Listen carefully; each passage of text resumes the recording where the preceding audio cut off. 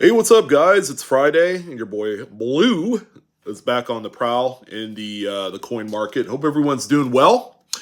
So, well, you guys know I love talking about the good news. All right, the good things happening in the coin market. Uh, I think uh, I think it was really easy for about the last 2.5, 3 years, just talking about the coin market because when things are flowing, coins are getting bought. There, people are actively hunting for coins in general, and it's all types. From moderns all the way down to the stuff that is just out of this world expensive. All right, there's a pretty wide range, and that's kind of the big reason why that this particular hobby is so fun to be a part of because you can literally get in on the ground floor and then kind of work your way up, right? Or depending on how deep pockets you are, you could just go right out there in the universe and buy whatever you want. Short of going broke, of course. But most people are good money managers. They don't spend every dime, right? That's kind of the constant in this world. But what is also a constant in this world is going to be the fluctuation in these type of asset classes: coins, currency, sports cards, comic books, collectible porcelain figures, Swarovski. I don't know.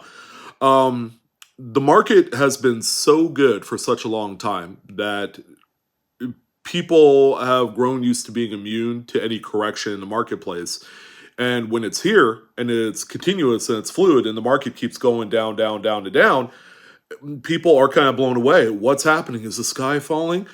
No, you silly goose. It's just the market hasn't fully realized a traditional life cycle. All right. Things go up, they go down, they go up, they go down, they go up, they go down. You can't just have it continuously trend upward into the stratosphere for 2 years straight without something happening. All right. So I think we're finally beginning to see a few cracks in the armor of the numismatics market. Without saying too much of anything, one of our live coin Q&A counterparts, who is a dealer, had made a comment about how the lower end quality material is a slow seller right now. And I would be inclined to agree because and I'm going to use one such example, like these type of coins here, Morgan piece dollars that typically grade in that mid state 61 to mid state 64 region, which typically could be purchased for under a couple $100 for a lot of the common dates. These things that used to get picked up left and right as recently as about 60 days ago, now all of a sudden aren't moving anywhere. I had a number of them on my eBay store, and I the standard kind of shelf life of a lot of these type of coins back over the summer was about 2 to 4 days. All right, I would post these things and they would disappear just like that. I was selling, a number of them, and at this time, the market had really inflated on these kind of medium lower grade Morgan and Peace dollars. That at one time these things could have been purchased for $40 to $50 in kind of like mid state 62, 63 of any common date, and then at the crest of it all, it got up to like $80 to $100. And they were still selling out again as recently as about 2 months ago. That was right after the summertime, kind of like concluded, and kids were heading back to school. So now these coins aren't being scooped up fast enough. That's one such example, but it's not entirely all Morgan and Peace dollars that are being affected. It's any sort of coin with that I consider common, in the sense that their mintages are high enough up there that it supports a traditional kind of pricing pattern from one grade to the other. And it's not like a key date where right out of the gate, a good four is worth $1,500. We're not talking about 1916 Standing Liberty Quarter in this instance, we're talking about just regular good old Joe Schmo coins. So, there gets to a point where it hits like mid-state 66 and these things jump up all the way up, as it should, because the populations of these coins and the survival rate of such is so low in those kind of like choice gem type grades. But everything else underneath it, there's kind of like this ceiling where the coins don't really move too much. Like from a mid-state 62 to 63, for example, of say this 1925 peace dollar, it goes from maybe $68 to 75. And then the next grade level up from that, from 63 to 64, it's another $8. So it's a very common coin in that particular grade range. But there were a lot of investors that were picking these things up over the course of the last 12 months. And again, it used to be a $40, $50 coin. And then it ballooned up to this $80 to $100 level, sometimes even higher than that. There was, I think, a 1921 Morgan dollar in a mid-state 64 PCGS holder that I ended up selling for like $135, and it was like in a regular auction type of format. It wasn't a buy it now. I wasn't asking $135 for it. But that was kind of like one of those extreme instances where the market just really was like set ablaze. Now, we are in November, and typically this is a busy time of the year in the numismatics hobby. All right, dealers are out there; they're wheeling and dealing. There's a few notable shows.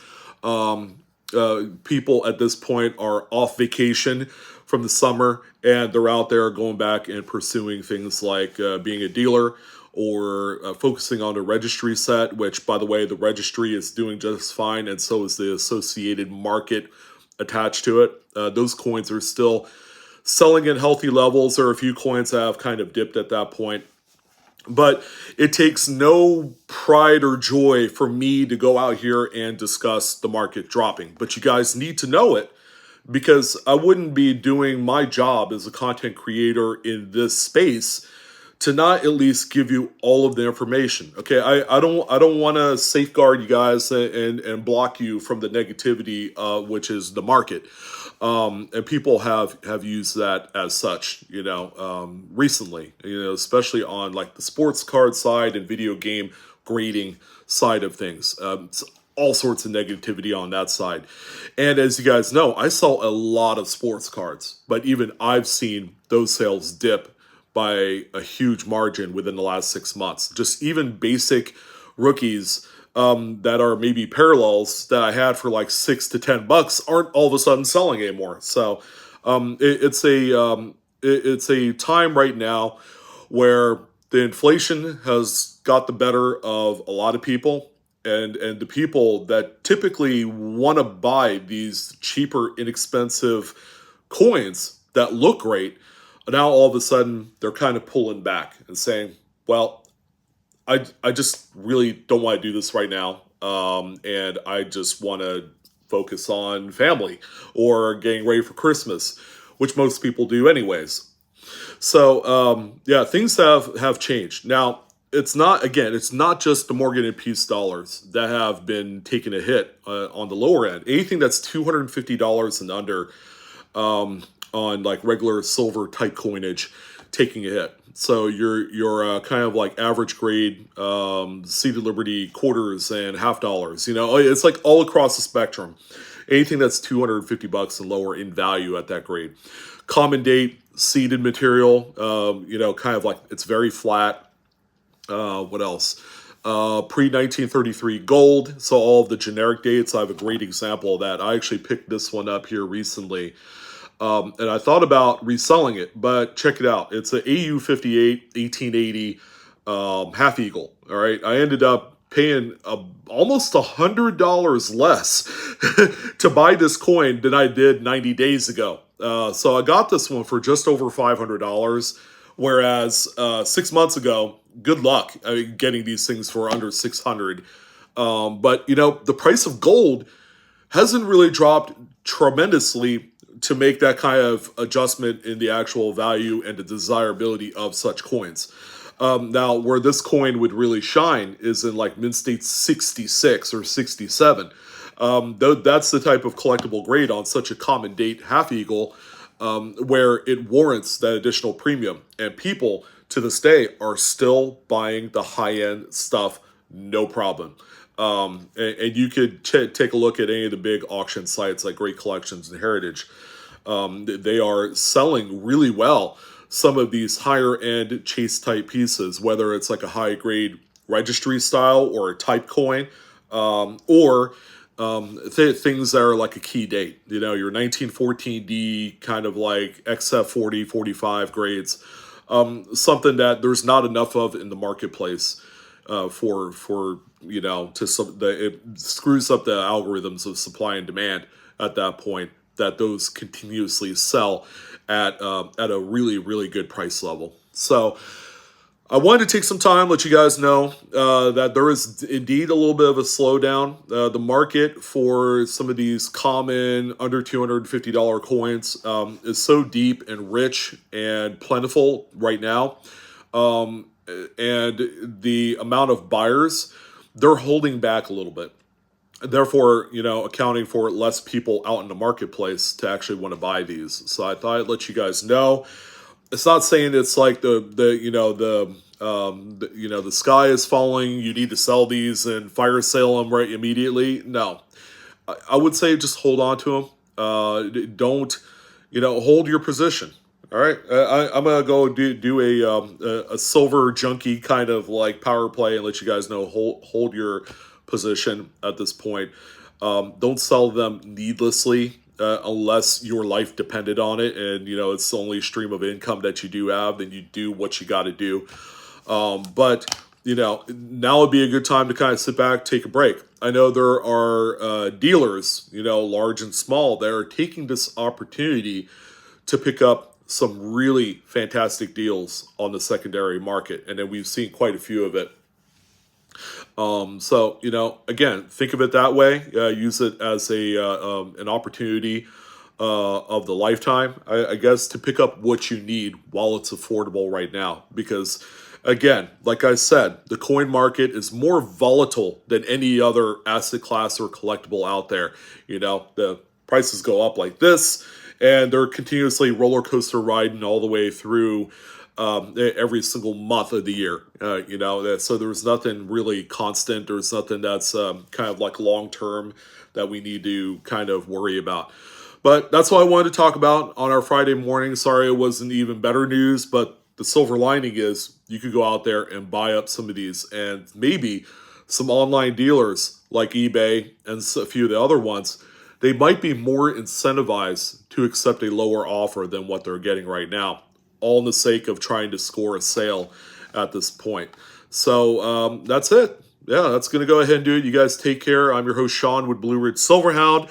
Hopefully you had a wonderful time on this video. And I'll see you guys for some more great videos. If you think they're great, then come on back. Like, share, subscribe. Follow me on TikTok as well. All right. Peace out, guys.